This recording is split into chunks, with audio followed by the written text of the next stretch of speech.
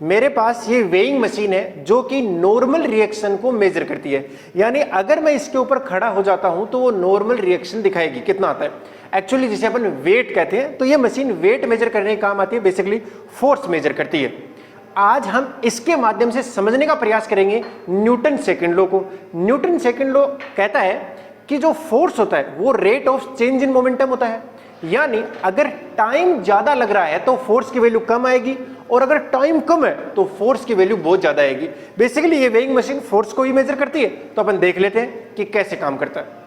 अभी जो weighing machine reading दिखा रही है वो ऑलमोस्ट 49.9 kg है।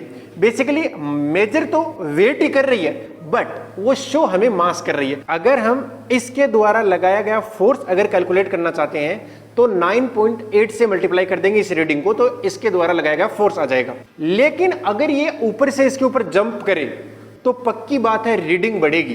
क्यों? क्योंकि जितना फोर्स ये लगा रहा है और साथ ही साथ में इसका पास मोमेंटम भी है, और उसमें टाइम का डिवाइड करेंगे। अगर ये टाइम ज्यादा लेगा तो फोर्स कम आएगा, और अगर टाइम कम लेगा तो फोर्स की वैल्यू बहुत ज्यादा आ जाएगी। तो चलो करके देखते हैं। अभी ये जंप करेगा और जंप करते ही तुरंत नहीं रुकेगा, ये थोड़ा टाइम लेगा और ये नीचे तक आएगा। तो इस सिचुएशन में जो फोर्स आएगा वो mg से तो ज्यादा आएगा, बट कंपेरेटिवली थोड़ा कम ही आएगा। कर दो। तो देखा आपने, इसकी रीडिंग अभी लगभग 65-70 तक गई है। लेकिन अगर ये तुरंत रुक जाए तो रीडिंग ज्यादा भी जाएगी। अच्छा, रुको जा।